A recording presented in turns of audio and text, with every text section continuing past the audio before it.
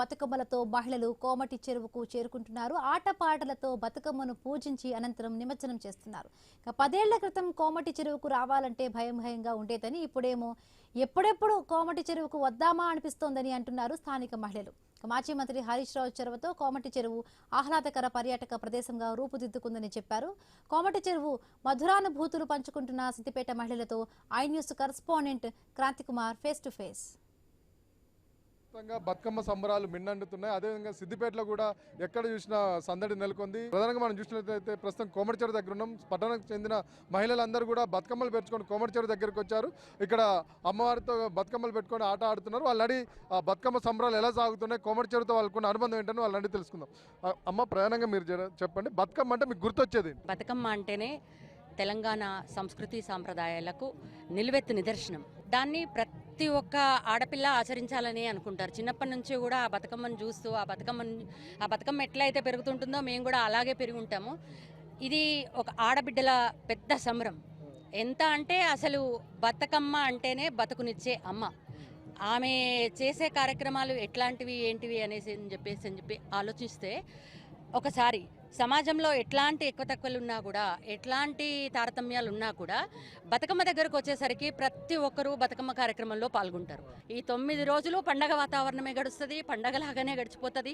ప్రతి ఒక్కరూ కూడా సాయంత్రం అయిందంటే, ప్రొద్దున అయిందంటే బతుకమ్మను ఎట్లా వేరవాలి, ఎట్లా దాన్ని తీర్చిదిద్దుకోవాలి అనే ఆలోచనతోనే జరుగుతుంది. అమ్మ, మీరు చెప్పరా, మీకు యూత్కి ఎట్లా అనిపిస్తుంది బతుకమ్మ ఇదంతా చూస్తుంటే? మీకు యూత్కి ఎట్లా అనిపిస్తుంది? మాకు చాలా బాగా అనిపిస్తుంది. ప్రతి ఇయర్ సిద్దిపేటలో ఇంత గ్రాండ్గా ఎప్పుడూ అవుతానే ఉంటాయి.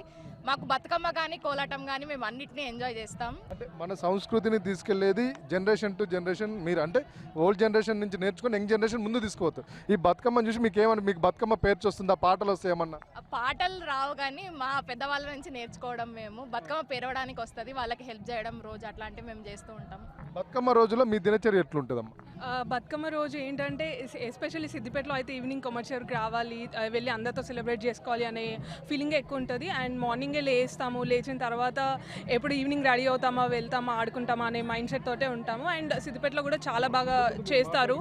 బతుకమ్మ అనేది ఇప్పుడు కొత్త జనరేషన్ కూడా వాళ్ళ పెద్దవాళ్ళ నుంచి చూసి బతుకమ్మను పేర్చడం ఎట్లా అనేది, ఆ పాటలు ఇవన్నీ నేర్చుకుంటున్నారు. అమ్మ, మీరు ఇక్కడ కోమటి చెరువు దగ్గర బతుకమ్మ ఎన్ని సంవత్సరాల నుంచి ఆడుతున్నారు?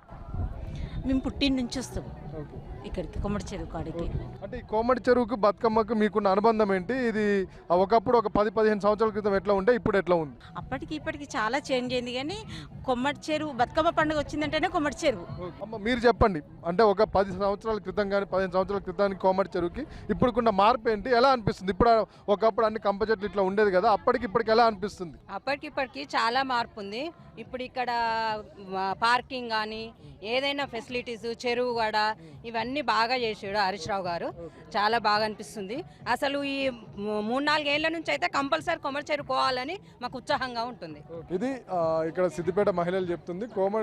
బతుకమ్మ అంటే కోమటి చెరువు, కోమటి చెరువు అంటే బతుకమ్మ అని చెప్తున్నారు. సాధారణ రోజుల్లో ఏమో కానీ ప్రత్యేకంగా బతుకమ్మ సమయంలో మాత్రం పక్కా కోమటి చెరువుకి వస్తామని, బతుకమ్మ అమ్మవారిని ఇక్కడ నీళ్ళలో నిమజ్జనం చేస్తామని ఈ మహిళలు చెప్తున్నారు.